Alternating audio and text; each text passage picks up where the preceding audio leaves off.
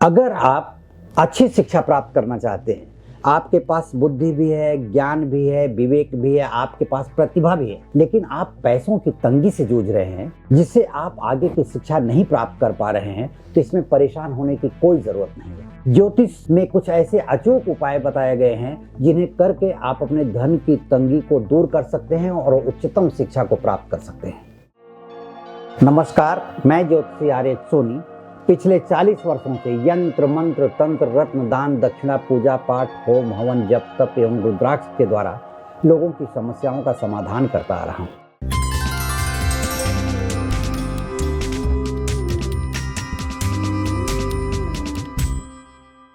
आज की महंगाई के दौर में उच्च शिक्षा प्राप्त करने के लिए एक अत्यधिक धन की जरूरत पड़ती है, जैसे कॉलेज में एडमिशन, कॉलेज की फीस, हॉस्टल की फीस, महंगे कंप्यूटर्स, महंगी किताबें, क्लासेस लगवाना या अन्य एक्टिविटीज जो होती है या ज़रूरत पड़ती है जो पढ़ाई में आने वाले समय के लिए, तो उसके लिए प्रतिभा संपन्न बच्चा भी, चाहे उसके पास ज्ञान हो, बुद्धि हो, विवेक हो, सब कुछ से संपन्न होने के बावजूद कहीं न कहीं वो रुक सा जाता है।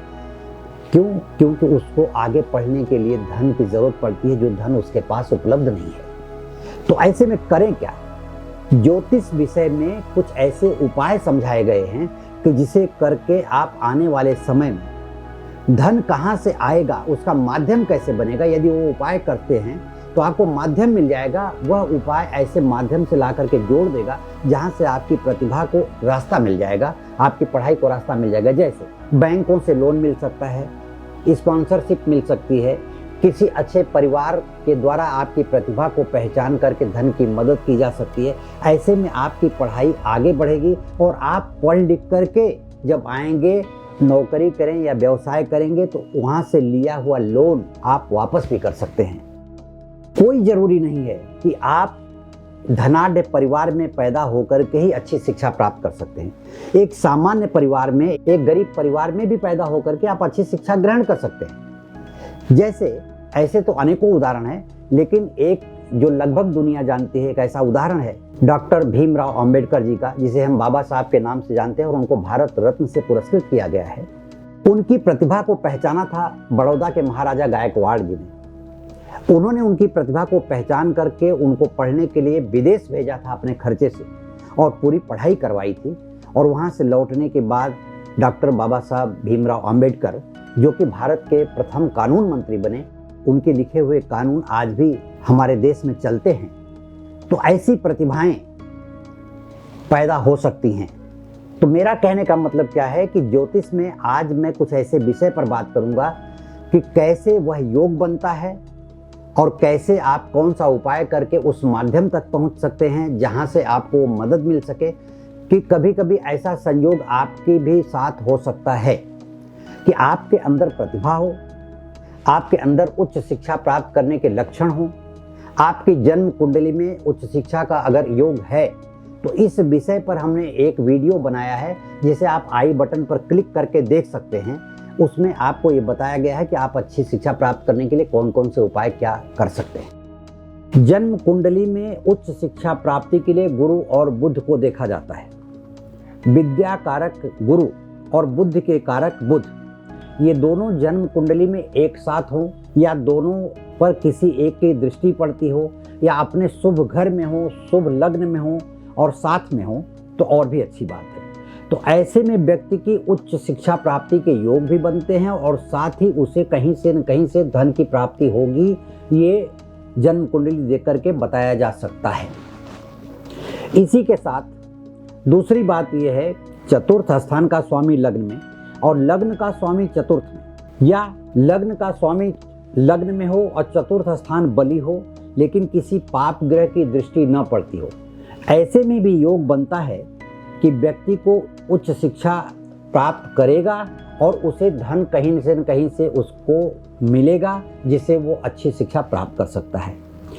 विदेश में पढ़ाई करने के लिए योग की जहाँ तक बात है, उसके लिए पैसा मिलेगा नहीं मिलेगा, तो शनि और राहु को देखा जाता है। शनि और राहु एक दूसरे के कारक हैं, एक दूसरे को समर्थन करते हैं, सपोर्ट करते हैं।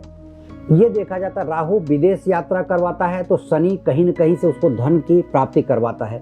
राहु भी धन की प्राप्ति करवाता है, तो इसका योग जन्म कुंडली का विश्लेषण करके ये देखा जाता है कि शनि लग्न में बैठा है या शनि बली है, शनि अपने मित्र राशि में है, मित्र ग्रह के साथ है, या राहु शनि के साथ में है, राहु 11वें भाव में है, राहु 9वें भाव में है, राहु 8वें भाव में है, तो ऐसे भी विदेश यात्रा का योग बनवाता है और साथ ही उसको धन भी मुहैया करवाता है।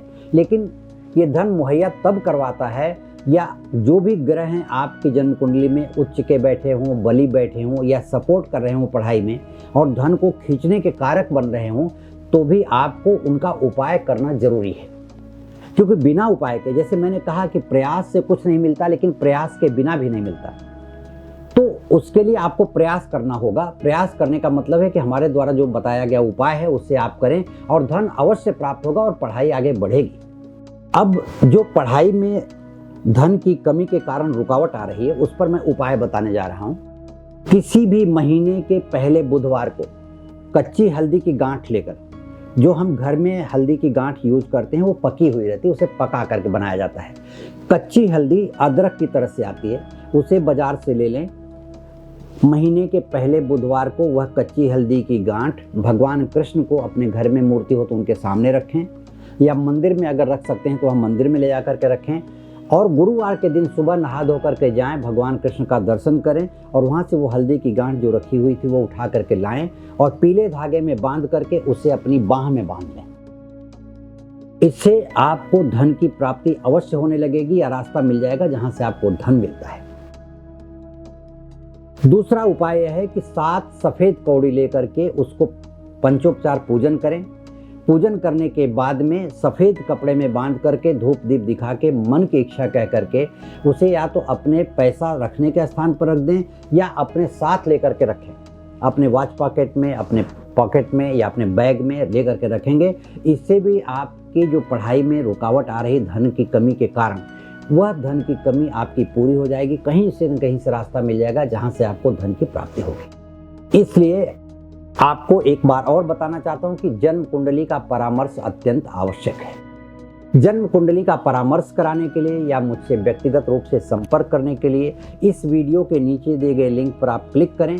इसी के साथ वीडियो को लाइक करें, सब्सक्राइब करें, शेयर करें, तथा आपके जीवन में कोई भी समस्या चल रही हो तो उसे आप कमेंट बॉक्स में लिख करके भेजें, ताकि मैं आने वाले भविष्य में उस पर वीडियो बना करके आपको दे सकूं, आपकी समस्या दूर हो सके। नमस्कार, धन्यवाद।